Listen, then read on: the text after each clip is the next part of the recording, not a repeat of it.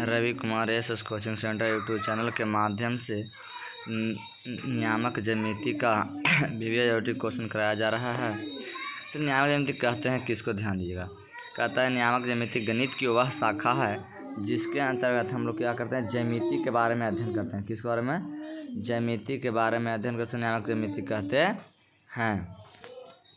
नियामक ज्यामिति के पिता रेने देकार्त को कहा जाता है। रेने देकार्त को कहा जाता है। नियामक ज्यामिति के पिता रेने देकार्त को कहा जाता है। फिर उसका ध्यान दीजिए। अच होता है जो पड़ा या खड़ा रहता है, उसको हम लोग अच कहते हैं। पड़े वाले को एक्स अच और खड़ा वाला को वाई अच, कहते हैं। एक्स अच और वाई अच आपस में जिस बिंदु पर कटता है उसे मूल बिंदु कहते हैं। मूल बिंदु को ओ द्वारा सूचित किया जाता है। इसका नियामक 0 0 होता है। एक्स अच और वाई अच आपस में जिस बिंदु पर काटने के बाद जिन 4 क्षेत्रों में विभक्त कर देती है उसे चरण या चतुर्थांश कहते हैं। यानी प्रथम चतुर्थांश हो गया, द्वितीय हो गया, तृतीय हो गया, चतुर्थ हो गया। मूल बिंदु से ऊपर की चिन्ह प्लस होता है, मूल बिंदु से चिन्ह माइनस होता है। मूल बिंदु से दाहिना तरफ प्लस और बायां तरफ माइनस होता है। मान लिया आपको कोई दे दिया कि 4 मान लिया 6 है, तो आगे वाला को एक्स नियामक कहते हैं, पीछे वाले को वाई नियामक कहते हैं। चलिए अब ध्यान दीजिएगा। क्वेश्चन और पहला कहता है निर्देशांक ज्यामिति बिंदु 4, 6 तो 4, 6 प्लस में इधर मान लीजिए आपको आ जाएगा 4, 6 और -4, 6 तो -4 यहाँ हो जाएगा, -4 यहाँ हो जाएगा और 6 कहाँ होगा? यहाँ। यानी वाई अक्ष के दोनों ओर होगा, यानी ऑप्शन नंबर डी हो जाएगा। बिंदु -12, -18 का भुज क्या होगा? तो आगे वाला को भुज कहते हैं, पीछे वाला को कोटि, तो इसलिए -12 होगा भुज, यानी ऑप्शन नंबर ए हो जाएगा। चलिए क्वेश्चन तीसरा नंबर क्वेश्चन पे हम लोग ध्यान देते हैं। वाई अक्ष का समीकरण क्या होता है? तो वाई अक्ष पर जब कोई भी ग्राफ कब होता है? जब उसका एक्स नियामक 0 हो तो उसका ग्राफ वाई अक्ष पर होता है, और जब वाई बराबर 0 हो तो उसका ग्राफ एक्स अक्ष पर होता है। यहाँ वाई अक्ष पर होता है। जब एक्स बराबर 0 तब वाई अक्ष पर, अब वाई बराबर 0 तो एक्स अक्ष पर। तो यहाँ वाई अक्ष पर कब होगा? जब एक्स का मान 0 होगा, यानी ऑप्शन नंबर बी हो जाएगा। किसी तल में एक ही बिंदु के स्थान निर्धारण करने के लंबित रेखाओं की आवश्यकता होती है कितनी? यानी 4 रेखाखंड की, यानी ऑप्शन नंबर डी हो जाएगा।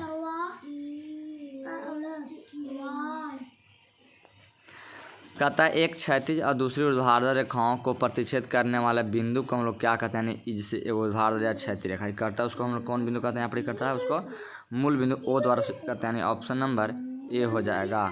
निर्देशांक अक्ष तल 4 भागों में विभाजित करती है, तो प्रत्येक भाग को हम लोग क्या कहते हैं? चरण या चतुर्थांश चरण कहते हैं, चतुर्थांश कहते हैं, या पाद कहते हैं, या चतुर्थांश हो गया ये। यानी ही चारों नाम हम लोग कहते हैं, यानी ऑप्शन नंबर आपको हो जाएगा सी।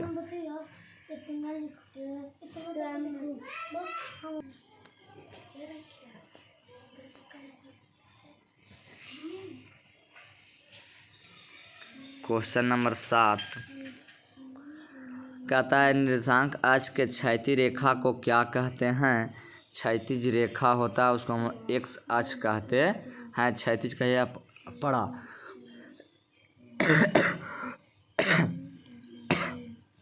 ऊर्ध्वाधर को हम लोग वाई अक्ष कहते हैं। ऊर्ध्वाधर का मतलब खड़ा होता है।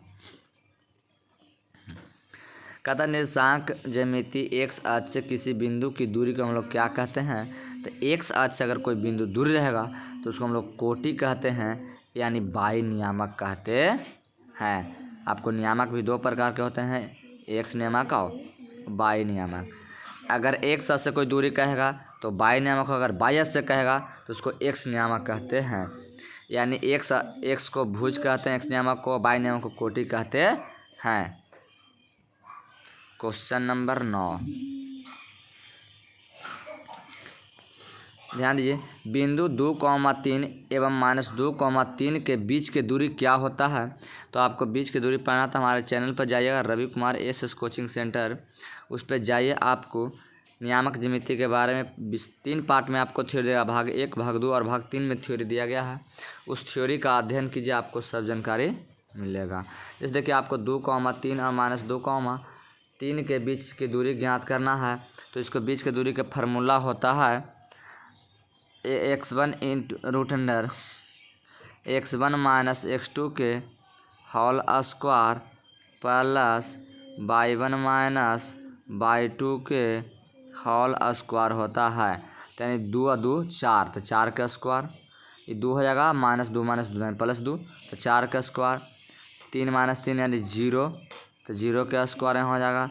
तो 4 चौके 16 और प्लस 0 तो बराबर कितना हो गया 16, 16 के वर्गमूल कितना होता है 4 होता है। यानी ऑप्शन नंबर बी होता है। क्वेश्चन नंबर 10, 2 और 3 के बीच के की दूरी मूल बिंदु से ज्ञात करें। तो इसका फार्मूला होता है √x² प्लस y²। तो 2 का स्क्वायर 2 दूना 4 और 3 का स्क्वायर 3 9, √अंडर तो 9 और 4 13, √13 होता है। यानी ऑप्शन नंबर आपका सी हो जाएगा, यानी √13 होगा, क्योंकि इसका वर्गमूल पूरा नहीं निकलता है, ऑप्शन मिस प्रिंट है। क्वेश्चन नंबर 11, -2,5 किस पाद में होगा? तो देखिए, मूल बिंदु से इधर जाएगा तो प्लस हो जाएगा, ये प्रथम हुआ, इधर जाएगा तो माइनस, ऊपर जाएगा तो प्लस, नीचे जाएगा तो माइनस। तो कह रहा है माइनस शुरू में वाला तो यहाँ अब प्लस, यानी कौन पाद में? दूसरा पाद में होगा, पाद नंबर 2 हो जाएगा, यानी ऑप्शन नंबर बी। बाई अक्ष पर स्थित किसी बिंदु के निर्देशांक होता है पाई अक्ष पर स्थित, यानी 0,2 होगा, यानी ऑप्शन नंबर डी हो जाएगा।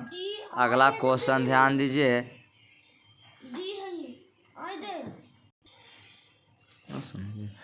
कहता है बिंदु -1,0 किस पाद में होगा? तो -1,0 है, यानी अगला 0 पिछला प्लस, तो यानी दूसरा पाद में होगा।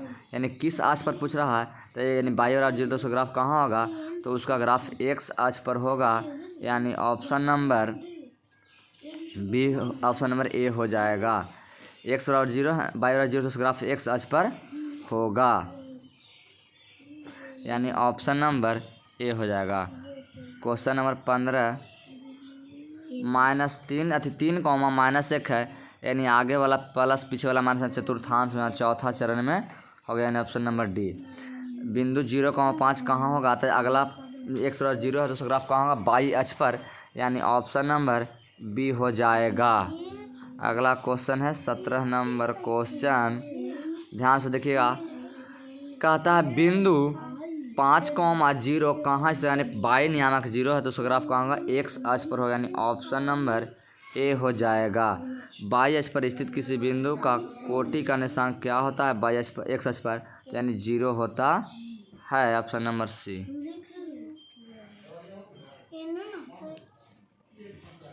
x अक्ष पर बिंदु जो कि बिंदु इतना और इतना के समान दूरी पर है, तब उसका नियामक क्या होगा? यानी मध्य बिंदु निकालना है। तो ये -1, +5 बटा 2 और 0 + 0 बटा 2 कीजिएगा तो आपको 0 ये मिलेगा यहाँ पे। तो ये 4 हो जाएगा, तो 4 बटा 2 हो गया, कॉमा यहाँ 0 बटा 2, तो 2 दूना 4, 2 यहाँ 0, तो यानी 2,0, यानी ऑप्शन नंबर बी हो जाएगा। बिंदु 3,4 और -3,8 को मिलाने वाले रेखाखंड का मध्य बिंदु तभी उसे ज्ञात किए। 3 और 3 करेगा तो 0 हो जाएगा, तो 0 बटा 2 हो जाएगा, कॉमा 4 और 8 जोड़ेगा तो 12, तो 12 बटा 2 हो जाएगा। तो काटेगा 2 छक्का 12, यानी 0,6, यानी ऑप्शन नंबर डी हो जाएगा।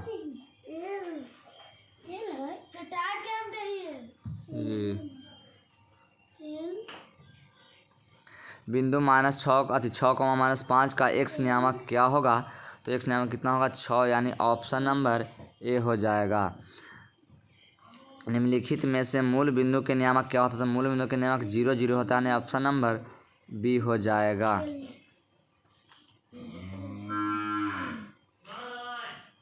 बाई अक्ष पर प्रत्येक बिंदु का भुज का नियामक निर्देशांक होता है, यानी 0 होता है, यानी जो ग्राफ बाई अक्ष पर होगा उसका x नियामक 0 होता है, यानी ऑप्शन नंबर ए। प्रत्येक बिंदु -2,5 किस चतुर्थांश में होगा? तो -2,5 यानी माइनस आ गया तो ई हो जाएगा यहाँ पर प्लस, यानी चतुर्थांश होगा 2, यानी द्वितीय में होगा, यानी ऑप्शन नंबर बी हो जाएगा।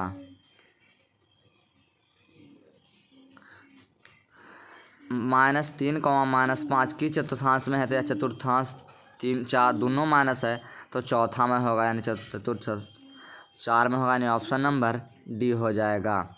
जब दो सरल रेखा एक दूसरे पर परस्पर लंबवत करती है तब तल कितने चतुर्थांश में बढ़ जाता है? यानी 4 गुना बढ़ जाता है, यानी ऑप्शन नंबर सी हो जाएगा। बिंदु 6,4 समकोणांश के किस चतुर्थांश में है? तो 6,4 दोनों प्लस है, तो यानी पहला चतुर्थांश में होगा, यानी ऑप्शन नंबर ए आपका हो जाएगा। बिंदु -3,5 किस चतुर्थांश में है? तो -3,5 यानी एक में प्लस माइनस में है, बाई में प्लस में, तो यानी दूसरा में होगा, यानी ऑप्शन नंबर बी हो जाएगा। चलिए 2 क्वेश्चन और है।